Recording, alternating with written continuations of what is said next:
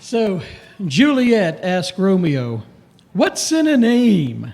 That which we call a rose by another name would smell as sweet." We considered Romeo and Juliet a few Sundays ago in sermon number 1 in this series. And we took issue with the great William Shakespeare because I think names do matter. And they identify things. They tell us things. They're important. And so what's in a name? Well, a whole lot's in a name. And we're looking at the various names that we find in the Bible for God. So the series' big thing is simple. Let's read together. The different names of God tell us different things about God. And we visited the burning bush in Exodus chapter 3 a few Sundays ago, where Moses was commissioned by God to go back to Egypt and bring God's people out. And Moses wasn't exactly all fired up about that, and he had his reservations, and he tried to get out of it. And he said, who shall I tell them has sent me? They'll want to know. They'll want to know. And that's where God revealed to Moses his very personal name. I am who I am. And the name of God is in Hebrew is Yahweh. And this was our big thing from that message. Let's read. God's personal name, Yahweh, communicates his eternal presence and his timely providence. Now, it communicates so much more than that, but that's what we focused on that day. The eternal presence of God. He always was, he always is, he's always going to be. He is self-sufficient, in need of nothing. The constant I am. And we looked at his providence and how he was working things, working behind the scenes to bring his people out of Egypt in his own good time and his own good way. That's what he wanted Moses to understand. Then 2 Sundays ago, we visited the big 3 patriarchs, Abraham, Isaac, and Jacob, and how God revealed himself to them with this name of El Shaddai. Okay, and this was the big thing. Let's read. El Shaddai gets things done. For him, nothing is too hard. He's more than sufficient and more than enough. He is the Almighty God. And Jim was playing that song El Shaddai this morning, made famous by Amy Grant in the early 1980s. El Shaddai, the Almighty. Well, where do we go today? In your Bibles, Genesis 16. If you're using our Brown Pew Bible, page 10, right there at the beginning. So here's the background. God promised Abram, later to be called Abraham, because God likes to change people's names too from time to time. God promised Abram and his wife Sarai, and she later becomes Sarah, that they would have a son in their old age. And through this son, God would bless Abraham's descendants and the whole world.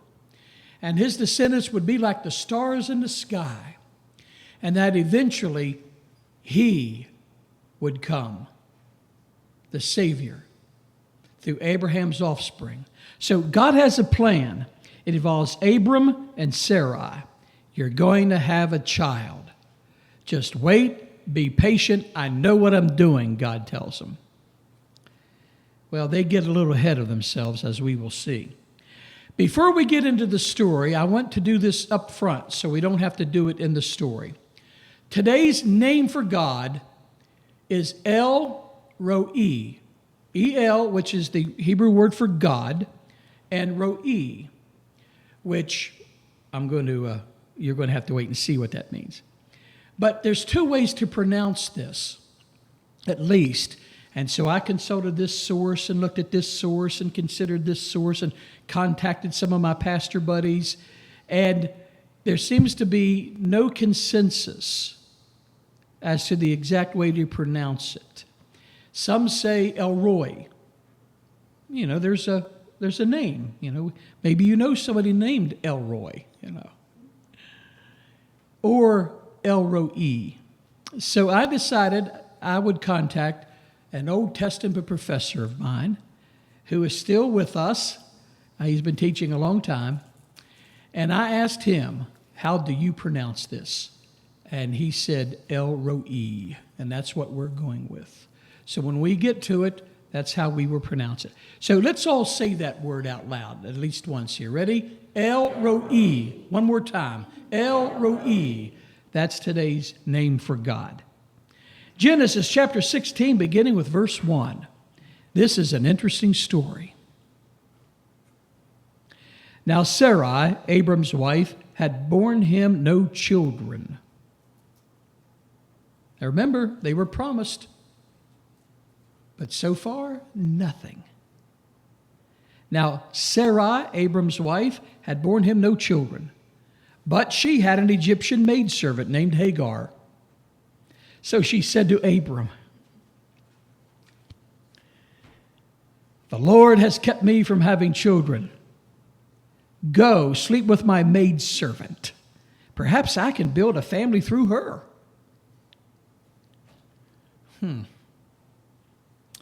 Now, what I find rather humorous is this next sentence.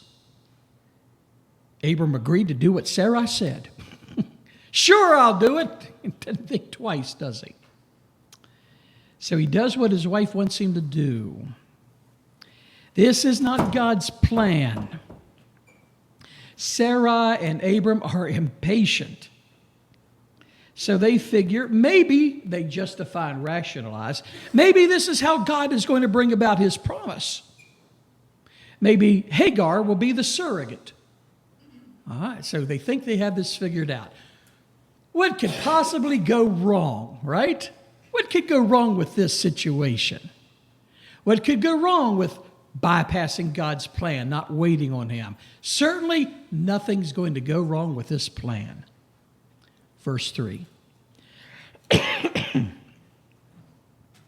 So after Abram had been living in Canaan for 10 years, Sarai, his wife, took her Egyptian maidservant Hagar and gave her to her husband to be his wife.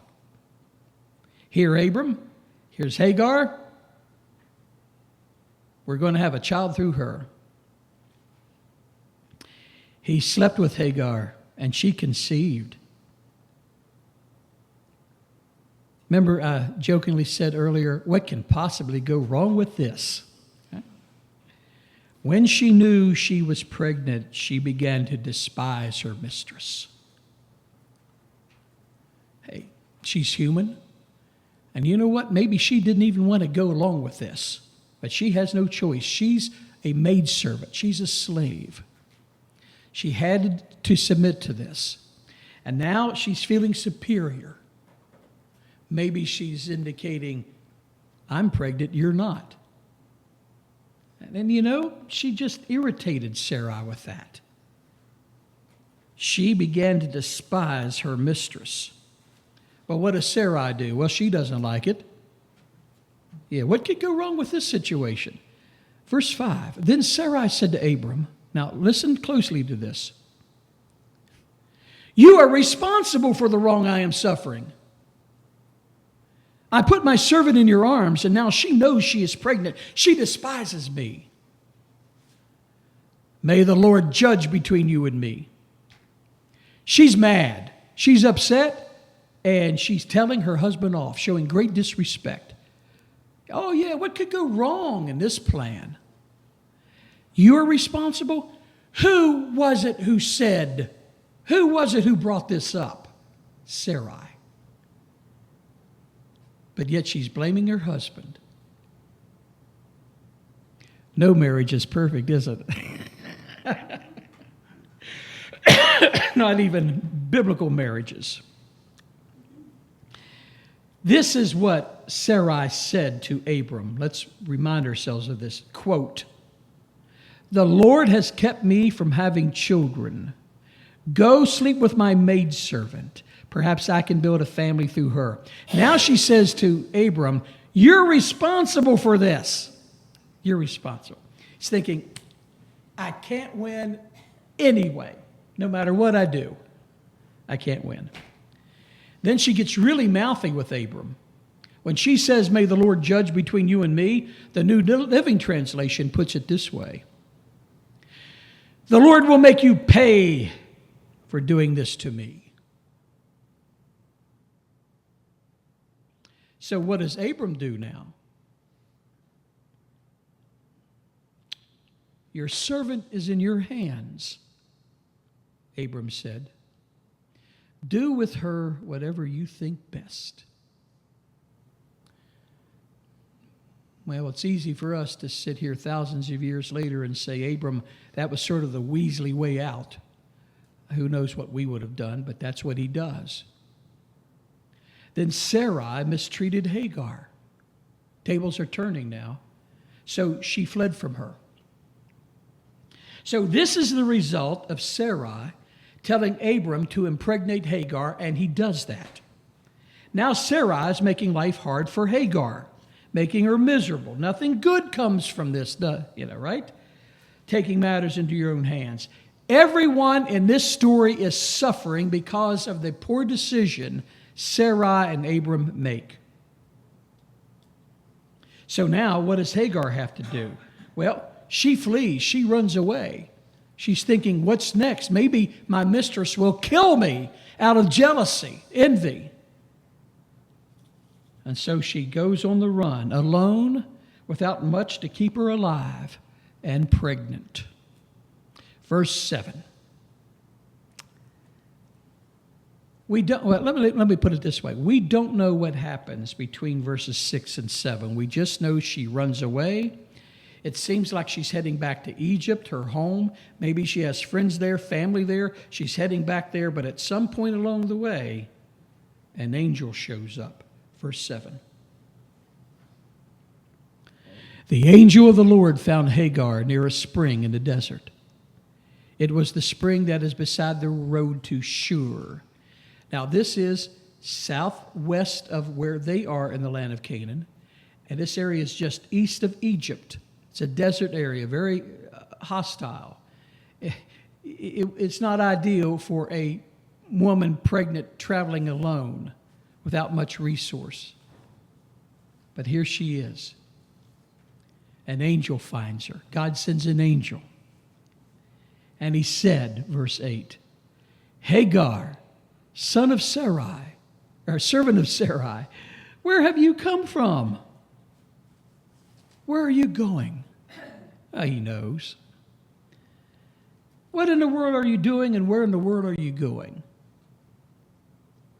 And Hagar answers the angel, I am running away from my mistress Sarai, she answered. And then the angel said, he undoubtedly says what she does not want to hear. The angel of the Lord told her, go back to your mistress and submit to her. You see, God has a plan for everyone involved in this mess of the human making. He who causes things to happen factors in human stupidity and sin in his plans. Aren't you glad he does that? So go back. God has a plan. He knows what he's doing. Submit to your mistress. And then the angel promises her something. Gives her the same promise God gave Abraham regarding his descendants through the son Isaac yet to be born. The angel added, I will so increase your descendants that they will be too numerous to count. So God blesses her descendants in spite of the sinful way they went about this. Verse 11. The angel of the Lord also said to her, you are now with child, and you will have a son. You shall name him Ishmael, for the Lord has heard of your misery. So after being assured by the angel, she returns to Sarai. She gives birth to Ishmael. Ishmael means God hears. See, that name is interesting, isn't it? God hears, Ishmael. He becomes the father of the Arab nations. Now, the word Arab is a word that means nomad. Notice the next verse 12.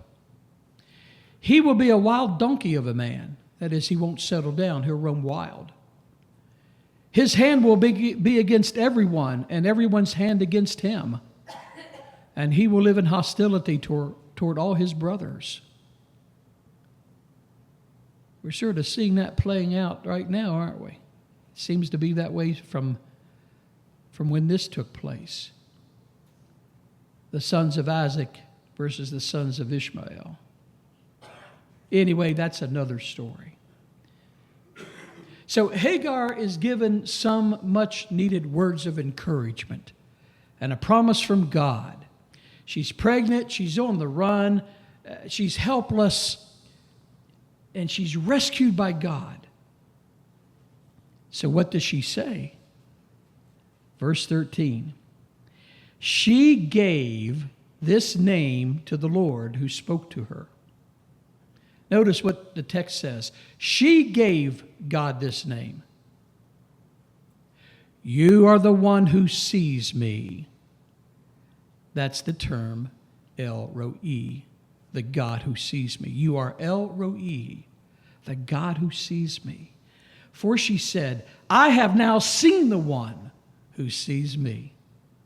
A little word play there, but you find that a lot in the Bible, playing with words. And then verse 14, Moses, in recording this account for us, puts this in here for us. He says, that is why the well was called Bir Lahi Roi. That means well of the living one who sees me. It is still there, he says, as he was writing this, between Kadesh and Bered, an area of dry wasteland in that area of the world, heading toward Egypt. So this is where Hagar ends up, being on the run. But God sees every step she took, every cry she gave, everything she did. God saw. Little old Hagar, used and abused, pregnant and alone, in the middle of nowhere, but God saw her. El Roi. Verse 15. So Hagar bore Abram a son, and Abram gave him the name Ishmael to the son she had born. Abram was 86 years old when Hagar bore him Ishmael. Now, Abram will be 100 when Isaac is born. Ishmael will be 14 when his little brother Isaac is born. And there's more conflict to come between Hagar and Sarai. And you can read about that in Genesis 21, where Sarai tells Abram to send Hagar and Ishmael away, in which he does. But that's another story. Let's get back to this story. El Roi, the God who sees me. What a wonderful name for God. Full of meaning, full of hope, and full of comfort. Here you have El Shaddai being El Roi, taking care of one slave, one maidservant who was impregnated by her master and abused by her mistress and sent away on the run, trying to get home to Egypt. And God sees what's going on. This is the only place in the Bible that this particular name for God is found. But yet you see God seeing things all throughout the Bible. Consider this text from Hebrews chapter 4, verse 13. Let's read together. Ready? Nothing in all creation is hidden from God's sight. What does that mean? That means just what it says. From the furthest galaxy in the universe to the smallest speck of whatever, God sees everything, everything in between. Nothing in all creation is hidden from God's sight because he is the God who sees.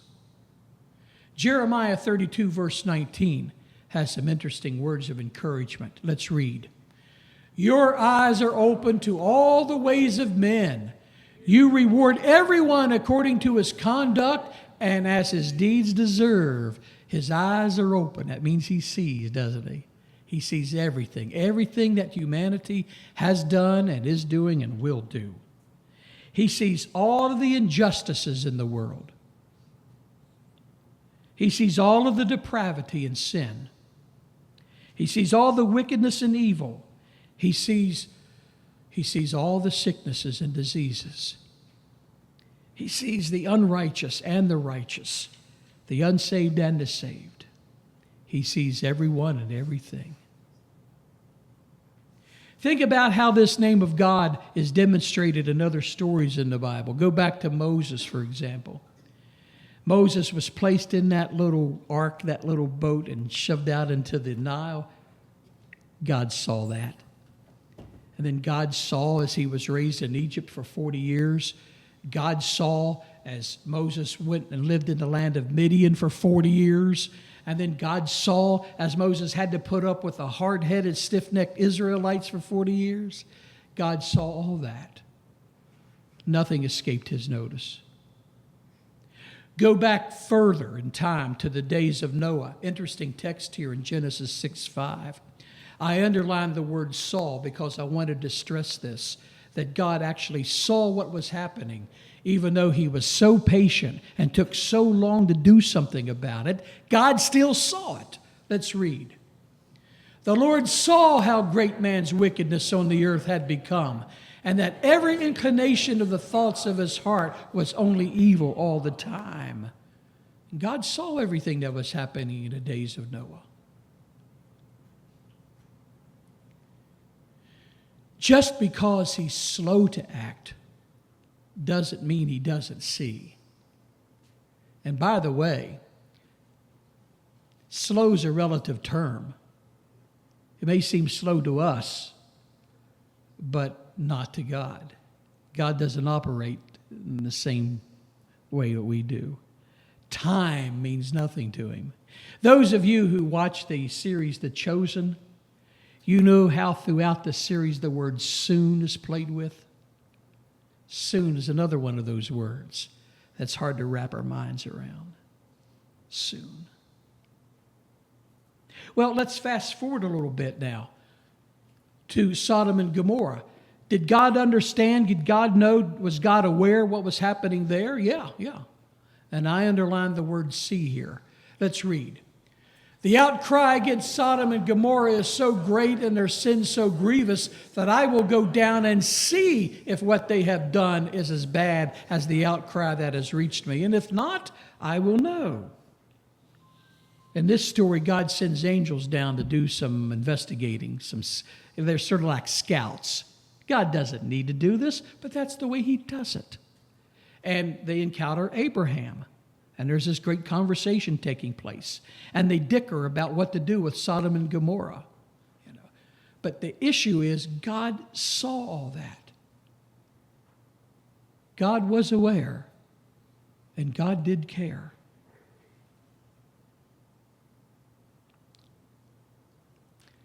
In the Bible, God's people often struggle with that. Questions about, does God care? Is God aware? Does God know? Does God hear? Does God see? When God appeared to Moses and told Moses, I'm going to send you back and you're going to bring my people out, God worded this commission in such a way that makes me believe that he was answering in a very emphatic way that I do know what's going on, even though sometimes you may think I don't know what's going on. Notice what he says to Moses. I'll read this. He says, I have indeed seen the misery of my people in Egypt. I have indeed seen it. As if to say, I know your accusations. I know what my people have said for hundreds of years. But I have seen the misery of my people in Egypt. I have heard them crying out because of their slave drivers.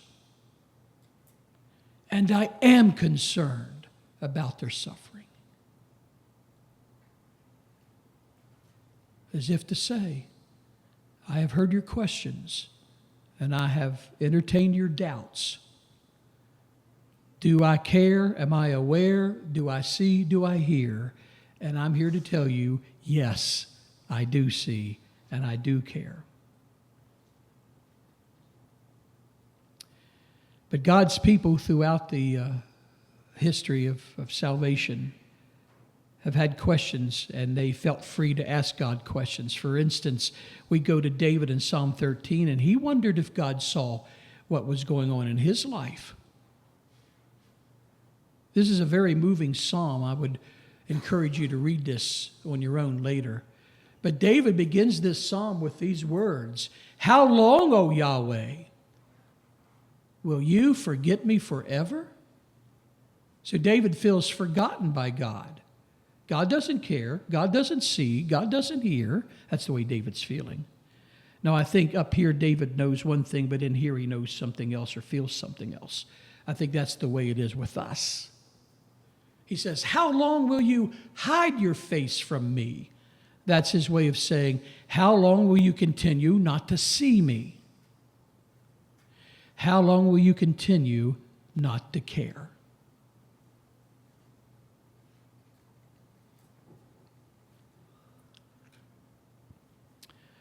The prophet Habakkuk, during a very troubling time in the history of God's people, troubling time because they brought it on themselves. What they were going through was their own fault. But Habakkuk begins his conversation with God. "How long, O Yahweh, must I call for help, but you do not listen? Or cry out to you violence, but you do not save?" So both David and Habakkuk feel, along with many others in the Bible, that sometimes their prayers fell on deaf ears. But as we've said, just because God seems silent doesn't mean that God doesn't see and God doesn't hear. But that leads us sometimes to wonder, does God know what's going on in the world today? How can he be so patient? Why doesn't he do something? Maybe he doesn't care. Maybe he isn't aware. Well, we know better than that. He does very much see what's going on because he is the God who sees. Does he see what you're going through? Many of you have gone through some very incredible times in your lives and faced great challenges. And were there times when you wondered, how long, O God, must I cry for help, but you do not listen? Were there times when you may have said, will you forget me forever, O God? How long will you hide your face from me? You know God's big enough to take prayers like that, don't you? He understands. Maybe you wonder if he cares when you feel alone and forsaken by family or friends. Maybe you've messed up in life in some way and you wonder if God really still cares. Sometimes maybe you cannot even put into words your complicated emotions. But no matter what and no matter where, no matter when, I think this story from Genesis tells us God does indeed see what his people are going through, no matter where they may be. Running from Canaan to Egypt, trying to get back to some friends and family, or whether you live out your life in Wise County, Virginia, God sees and God cares. There are two big things that I came up with, and I don't expect you to remember these, right now. I'll post them on our page later. But let's read this together. Ready? El Roi is the God who sees all things great and small. Everything that happens in my life, El Roi sees it all. No matter how insignificant it may seem, God sees. Big thing number 2, ready? El Roi is the God who sees, and nothing escapes his notice. There is no situation too hard for him to work his good will for us. nothing. Only time it appears in the Bible, Genesis 16, El Roi, the God who sees. But what a wonderful name. And there's nothing wrong with calling God El Roi. So our benediction song, I rewrote it to fit today's message and today's name for God. So let's all stand and sing together.